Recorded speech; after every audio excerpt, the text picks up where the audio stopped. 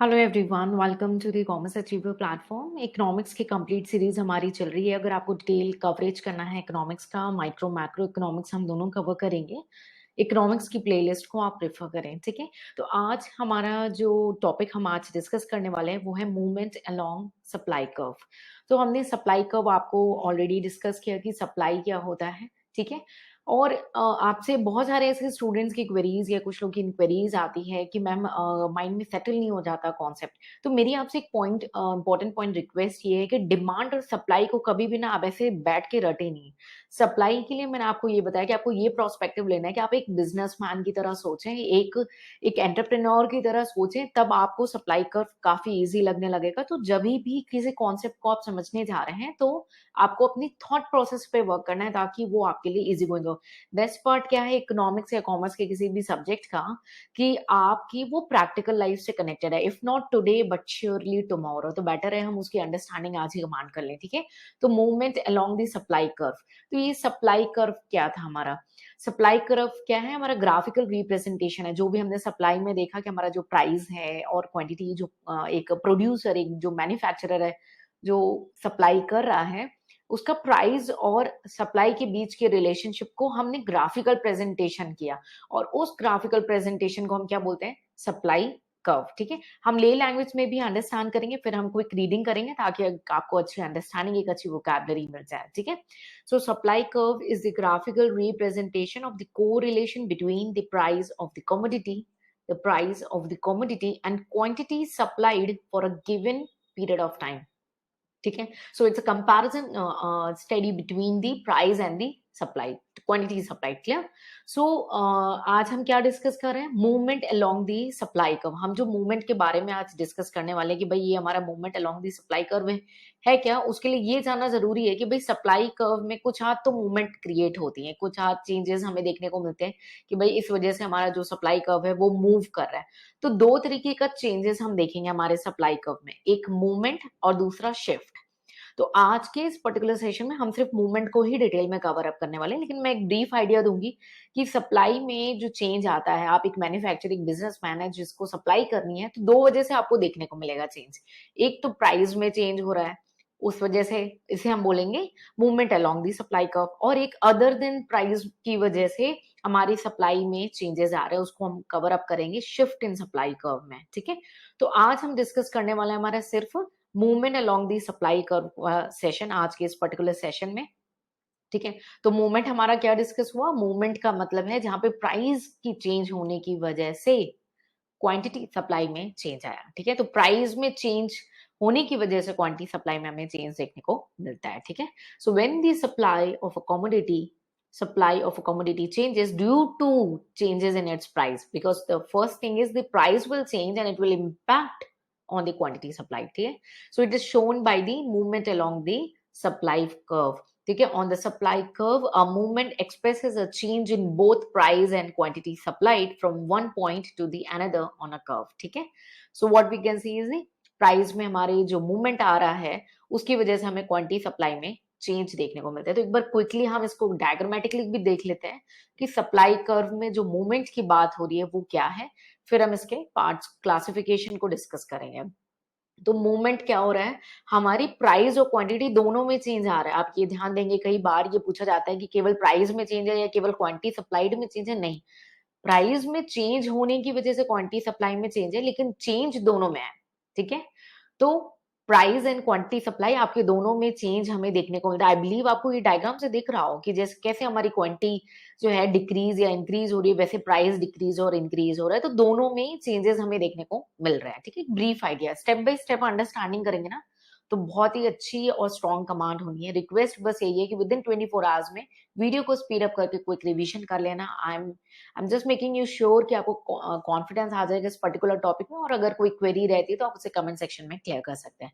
तो to classification है हमारा movement along the supply curve में, एक है एक्सटेंशन, दूसरा है कॉन्ट्रैक्शन। नाम खुद ही बहुत कुछ बोल रहा है, हम नेम वाइज भी इसको अंडरस्टैंड करेंगे। एक्सटेंशन, अभी तो बहुत सारे ये सोचेंगे कि अरे मूवमेंट अलोंग में और शिफ्ट में हम कैसे, भाई शिफ्ट में मीन्स पूरा शिफ्ट हो रहा है, मतलब आपके जो है अभी हम देखेंगे, क्योंकि हमारा प्राइस वहां पे फैक्टर नहीं है, अदर फैक्टर्स हैं, लेकिन मूवमेंट क्या है, मूवमेंट हो रहा है। आप जैसे मूव होते हो, तो आपकी जब मूव होते हो एक प्लेस से दूसरी प्लेस पे, तो आपकी पूरी बॉडी मूव करती है ना, फिर आप अपने ओरिजिनल प्लेस पे आते हो तो आपकी पूरी बॉडी मूव करती है।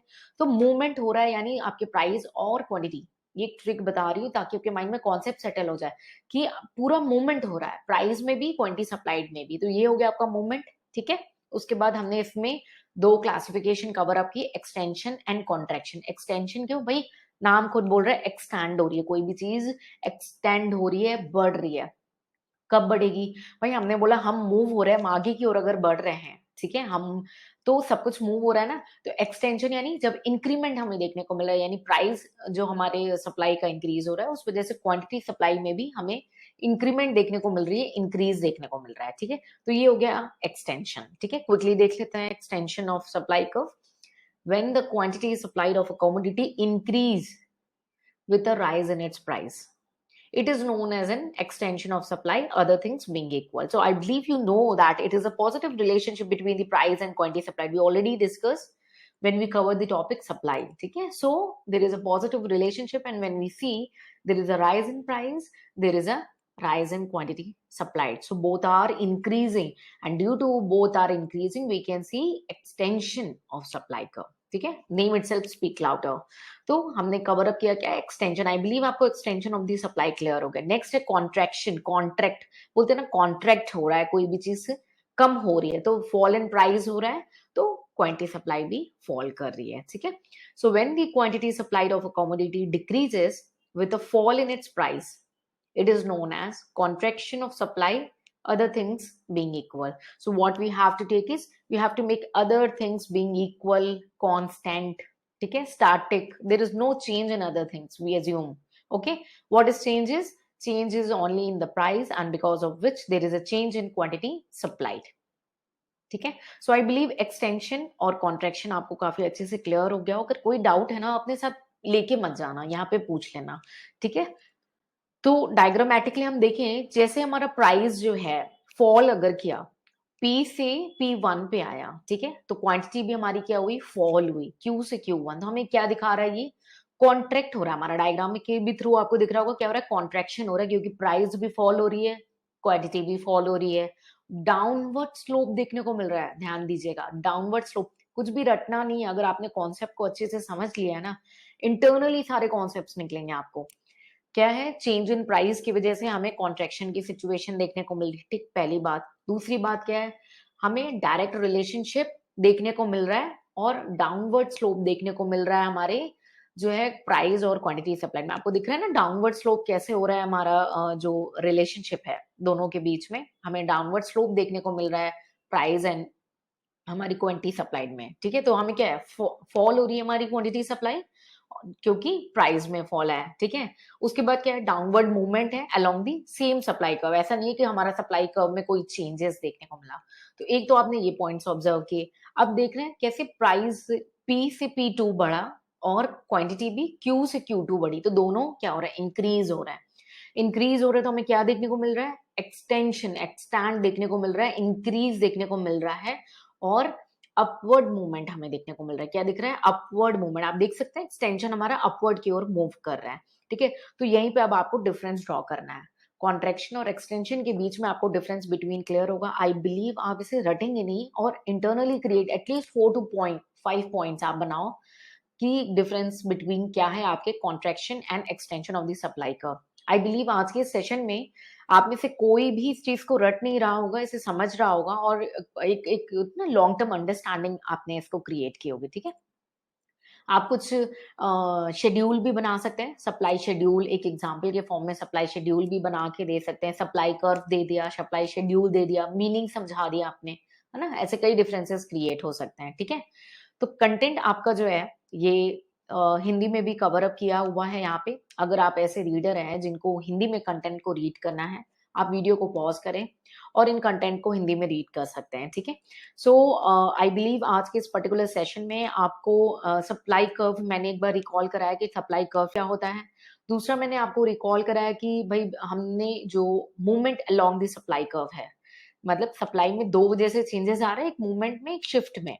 तो आज हमने कवर अप किया है movement along the supply curve. तो movement along the supply curve आपको क्लियर हो चुका हो। उसके क्लासिफिकेशन हमने समझे कि कौन-कौन से क्लासिफिकेशन है। आई बिलीव आपने उसे रटा नहीं हो, उसे अंडरस्टैंड कर लिया हो आज के सेशन में। और हर एक क्लासिफिकेशन यानी दोनों एक्सटेंशन यानी इंक्रीज और कॉन्ट्रैक्शन यानी डिक्रीज, दोनों की आपने एक डिटेल मीनिंग अंडरस्टैंड की हो, ठीक है। सो कंटेंट ये आपके पास दोनों लैंग्वेज में अवेलेबल है, आप इसे रीड करके इसका मैक्सिमम बेनिफिट उठा सकते हैं और हमारे साथ शेयर कर सकते हैं difference between extension and contraction. As a homework अपनी नॉलेज के लिए आप इस पे वर्क करें, ठीक है। इक्वल पार्टिसिपेशन करें ताकि मुझे आइडिया लग सके कि आपको इन कॉन्सेप्चुअल अंडरस्टैंडिंग से कितनी हेल्प मिल रही है। अगर कोई डाउट है, कोई क्वेरी है तो उसे कमेंट सेक्शन में पूछ करके क्लियर कर सकते हैं। इकोनॉमिक्स कंप्लीट कवर होगा यहाँ पे। इन सेशंस का मैक्सिमम बेनिफिट उठाएं। मिलेंगे नेक्स्ट सेशन में, कुछ नया सीखेंगे इकोनॉमिक्स में। Till then take care, bye bye and जय हिंद।